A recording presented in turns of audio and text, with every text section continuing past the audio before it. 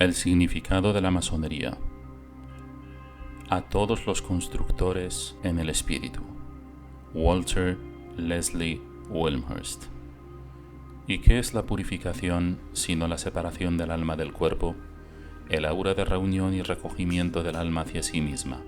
fuera de los avatares del cuerpo, la morada en su propio espacio y sola, al igual que en otro lugar también sola, en otra vida o en esta, tanto como pueda.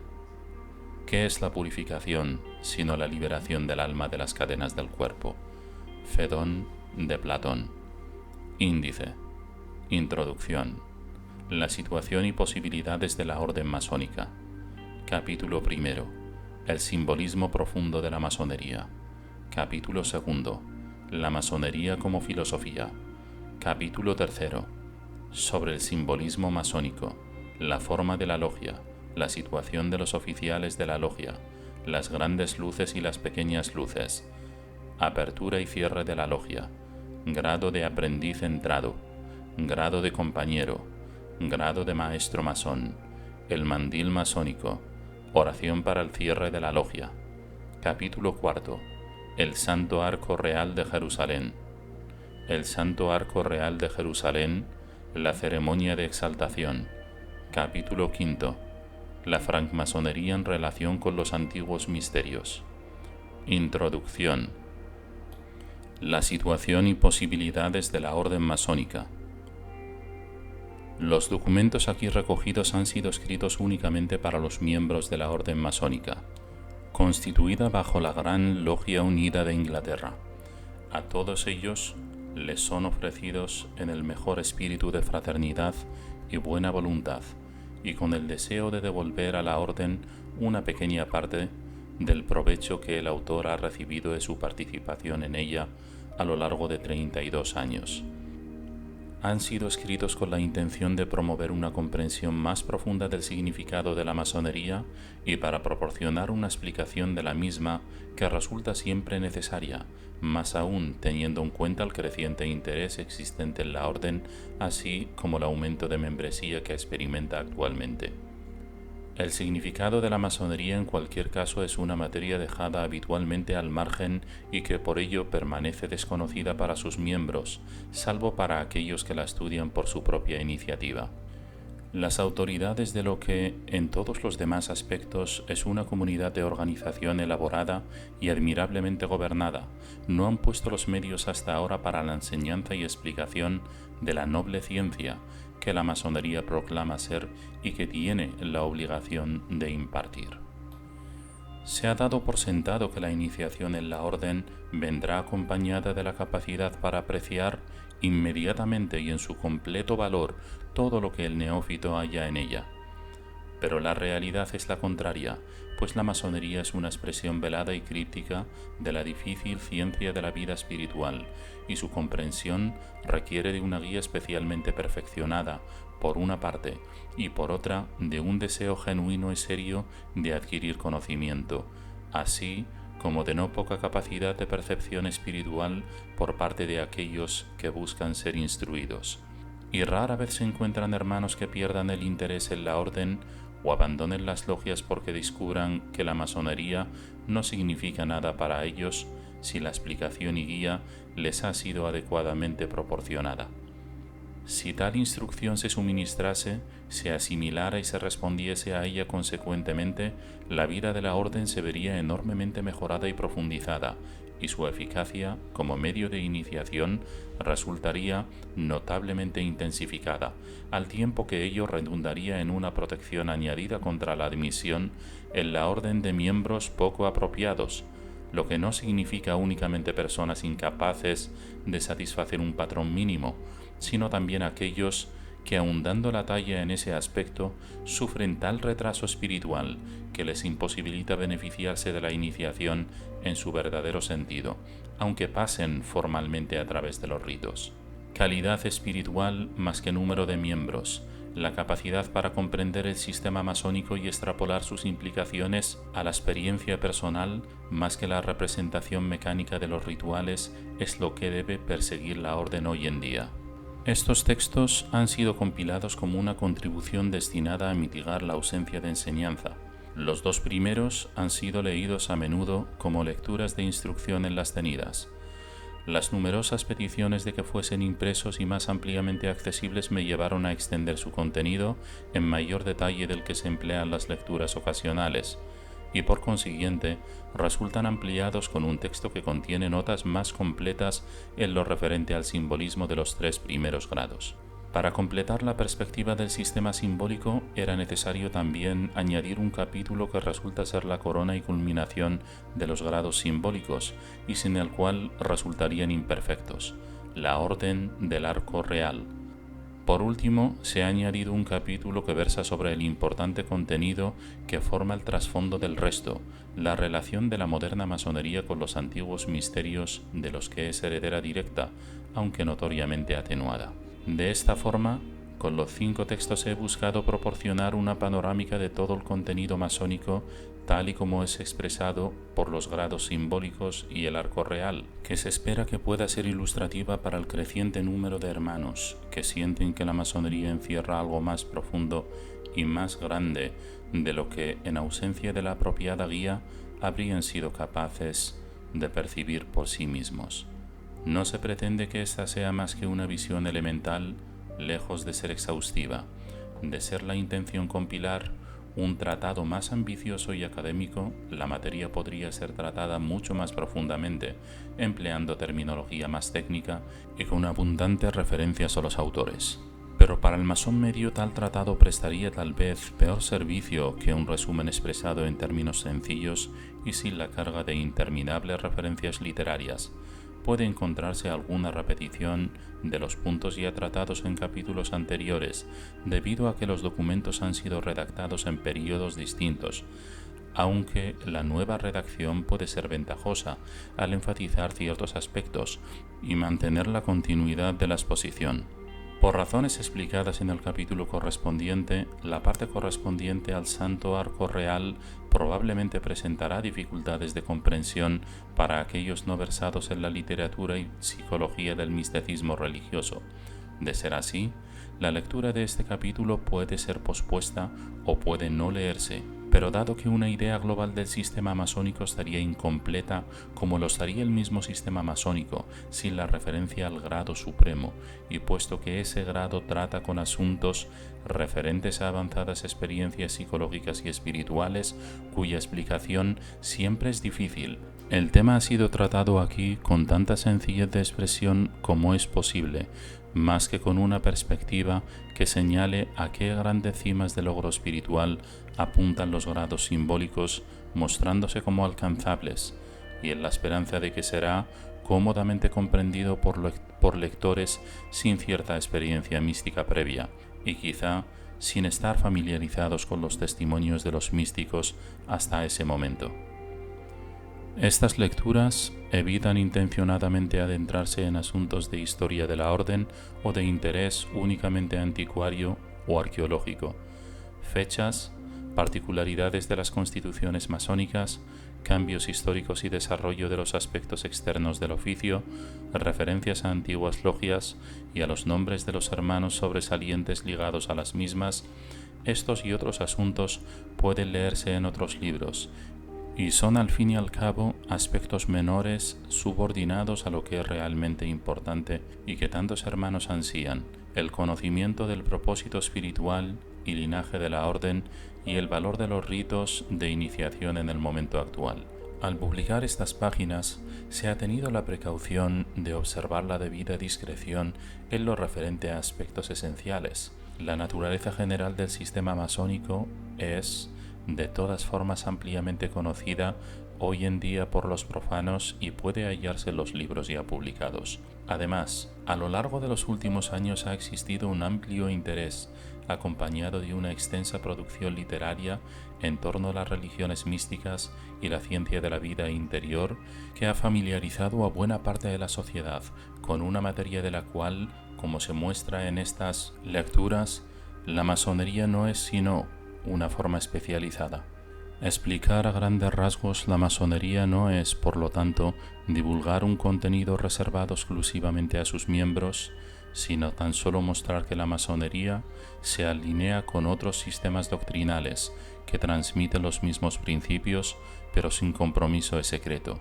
y que es un método especializado y altamente efectivo de inculcar esos principios. La verdad, ya sea expresada por medio de la masonería o de otro modo, es en toda época y lugar un secreto abierto, pero es una columna de luz para aquellos capaces de recibirla y extraer provecho de ella,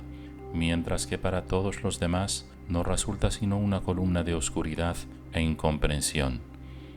Es preciso un secretismo elemental y formal como precaución contra la intrusión de personas inadecuadas y para impedir la profanación. En estos aspectos, los secretos vitales de la vida y de cualquier sistema que verse sobre la vida se protegen por sí solos, aunque sean proclamados desde las azoteas, pues no significan nada para aquellos que no están capacitados para el conocimiento y que distan de ser aptos para asimilar esa doctrina e incorporarla a su pensamiento y conducta habituales. A la vista de la gran difusión y popularidad de la masonería, solo en Gran Bretaña existen ya unas 3000 logias,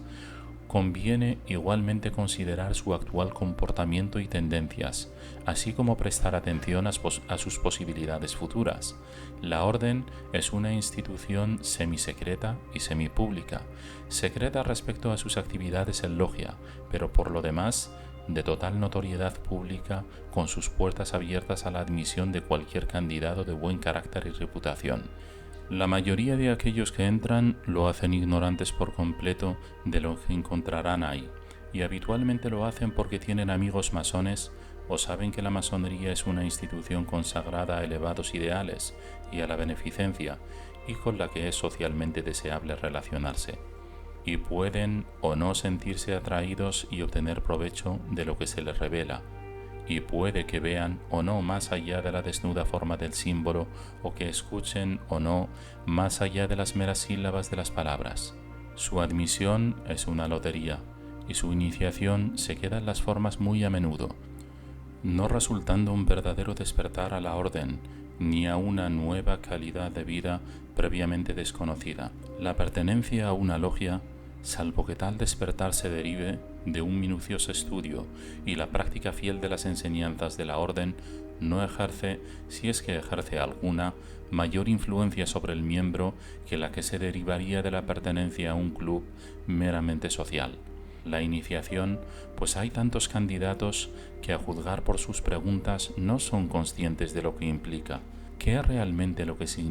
significa y supone? Supone un nuevo comienzo, initium, una ruptura con la vieja forma y orden de vida y la entrada en un método de más amplio conocimiento, más profunda comprensión y virtud intensificada.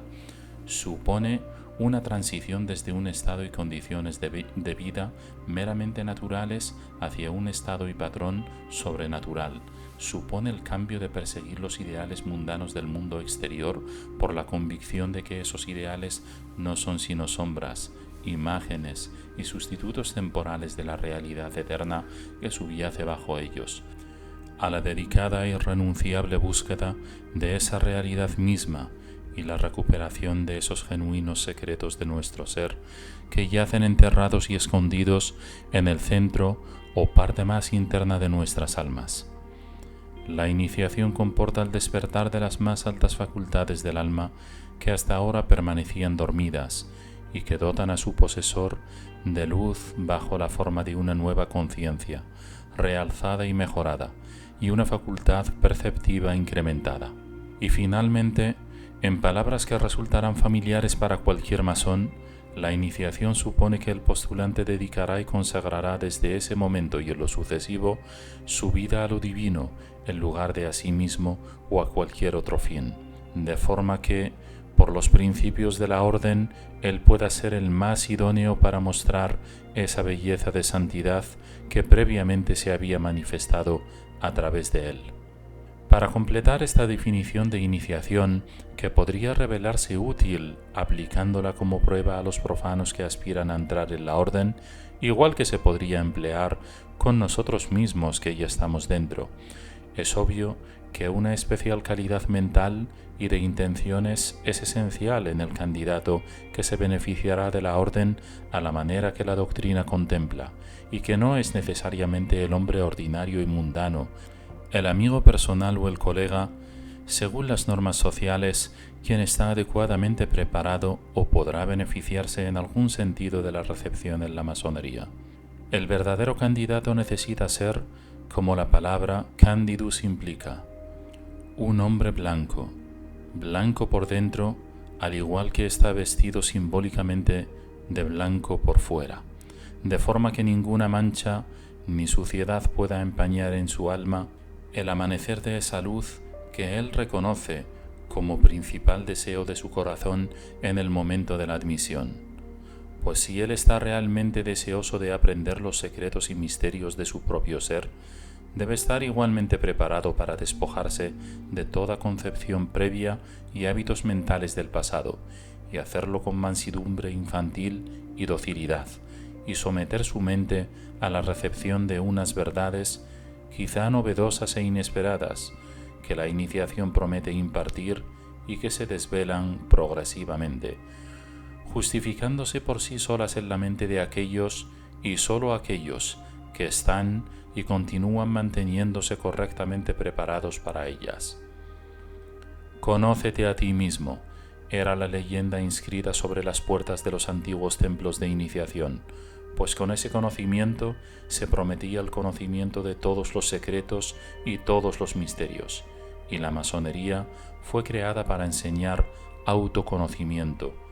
pero ese conocimiento propio implica un conocimiento mucho más profundo, más amplio y más difícil de lo que popularmente se concibe. No se adquiere por el paso formal a través de 3 o 4 grados en cierto número de meses. Es un conocimiento imposible de adquirir plenamente hasta que el conocimiento de cualquier otra cosa ha sido apartado y se haya recorrido un largo y sinuoso camino en una búsqueda agotadora, que es la única que puede conducir y guiar al iniciado a su consecución. El más sabio y avanzado de nosotros no es en realidad sino un aprendiz entrado en este conocimiento, sea cual sea su rango titular. Aquí y ahí puede haber quizá algún merecedor de ser llamado compañero en su verdadero sentido. El maestro masón completo, el hombre justo y perfeccionado que ha atravesado la totalidad del camino realmente y no solo de forma ceremonial, que ha superado todas sus pruebas y ordalías y ha sido elevado a una comunión de conciencia con el Creador y Dador de vida y alcanzado la capacidad de transferir y enseñar a otros ese orden de vida, es en todo tiempo y lugar difícil de encontrar. Un logro tan elevado, tan ideal, puede advertirse se halla más allá de nuestro alcance. No somos sino hombres corrientes y mundanos, ocupados en nuestras más básicas obligaciones cívicas, sociales y familiares, y seguimos el curso habitual de la vida. Sin embargo, la masonería moderna se instituyó para señalar ese logro como posible para nosotros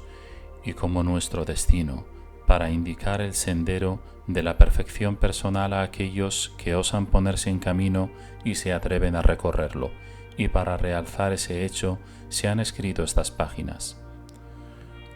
Pues o la masonería significa esto, o no significa nada que merezca una búsqueda seria por parte de los hombres amantes del pensamiento, ni nada que podría buscarse dentro de la orden que no pudiese encontrarse fuera.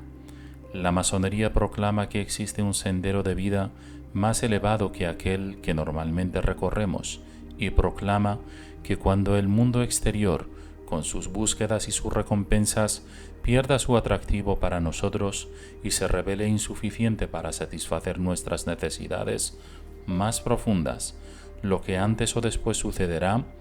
nos veremos obligados a volver sobre nosotros mismos y a buscar y a llamar a la puerta del mundo interior. Y es sobre este mundo interior y el sendero que a él conduce y que en él se adentra donde la masonería promete luz, marca su rumbo, cartografía el camino, e indica los requisitos y condiciones de progreso. Este es el único objetivo y fin de la masonería. Tras su simbolismo más elemental y obvio,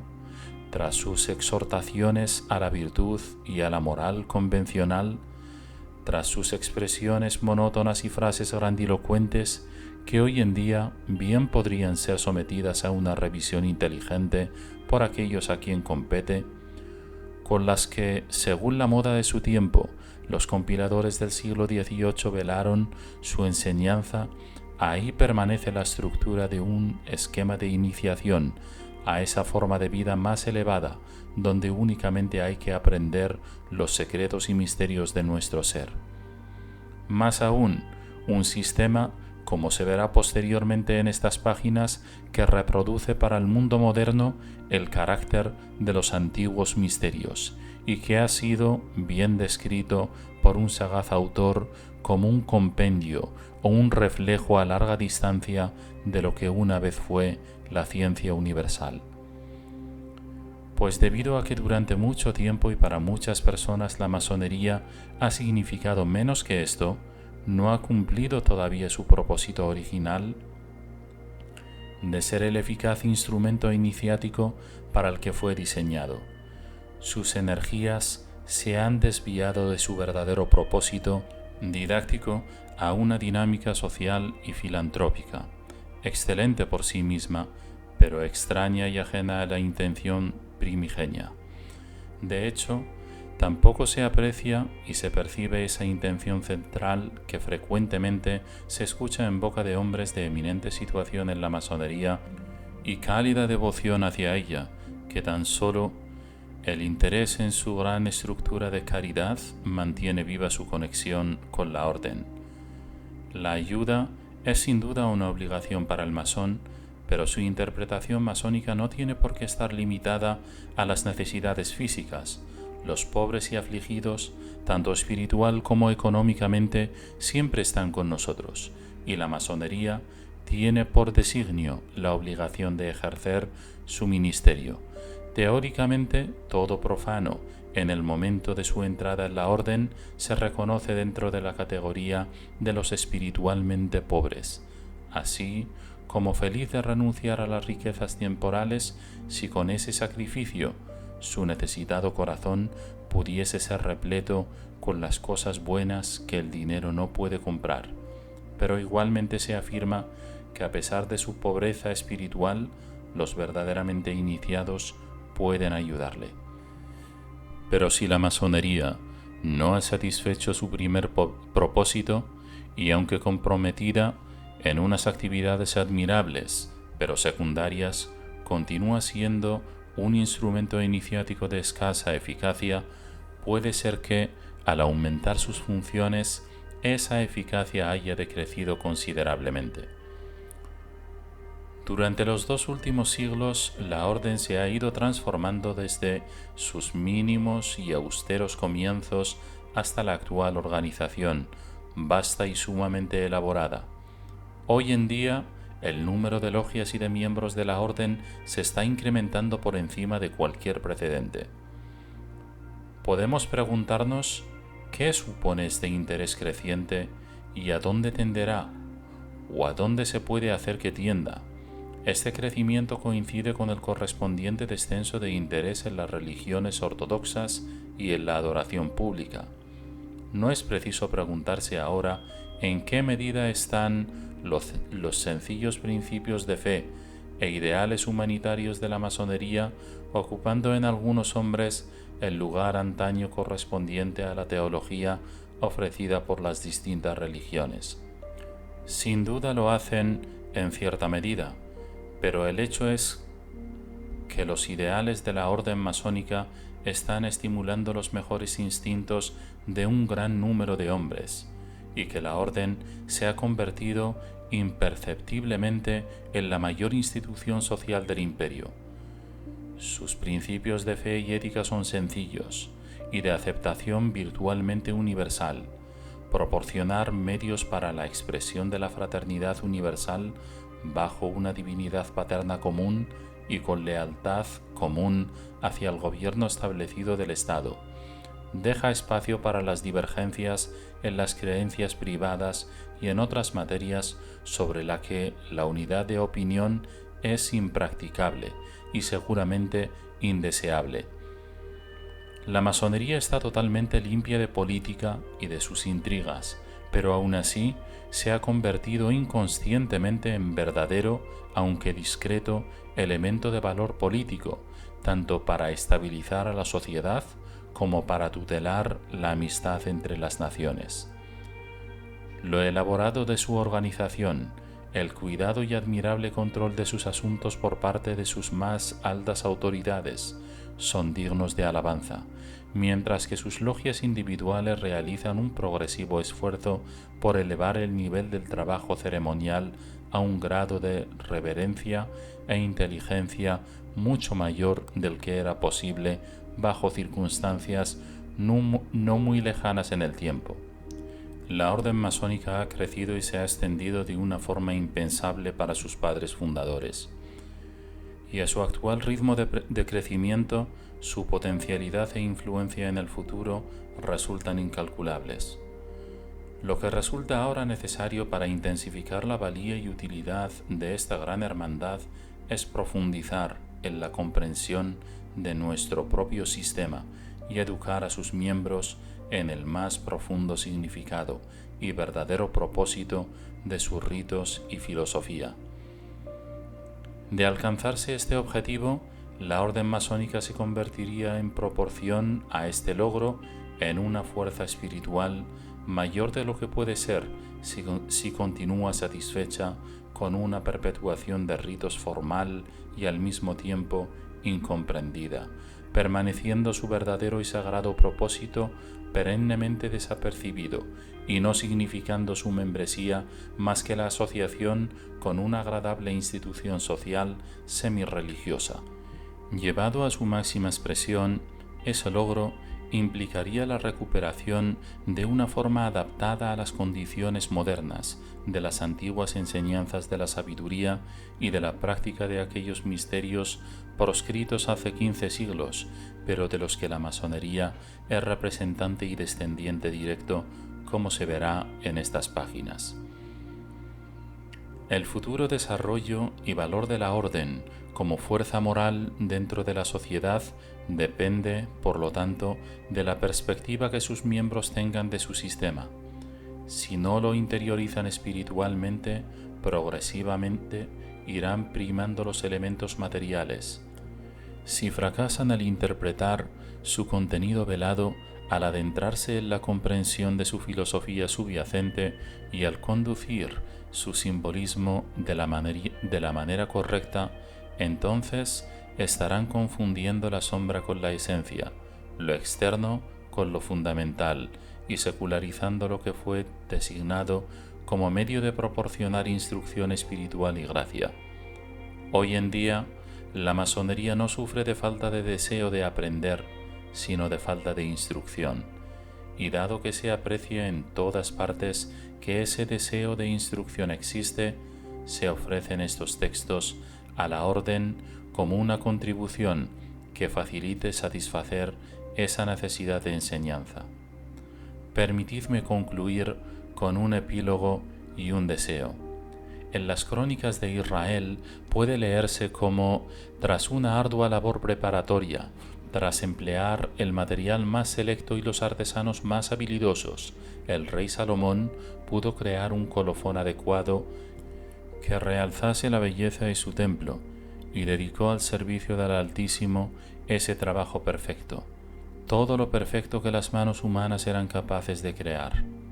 Y las crónicas narran que entonces, y sólo entonces, su ofrenda fue aceptada. Y esa aceptación se manifestó por un descenso divino sobre ella de tal forma que la gloria del Señor brilló a través del colofón y llenó la totalidad del templo. Así puede suceder con el templo de la orden masónica.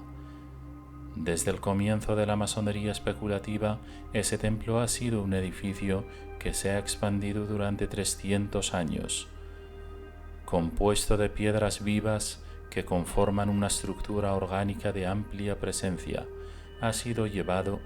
gradualmente, bajo el correcto gobierno de sus dirigentes, a la elevada perfección de su aspecto temporal y de su observancia externa,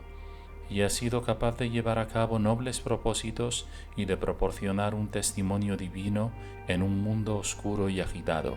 Que se invoque sobre la base de estos esfuerzos preliminares esta corona y bendición culminante, y que el espíritu de la sabiduría y la comprensión se derrame abundantemente sobre el trabajo de nuestras manos, promoviendo su prosperidad y llenando y transfigurando todo nuestro templo.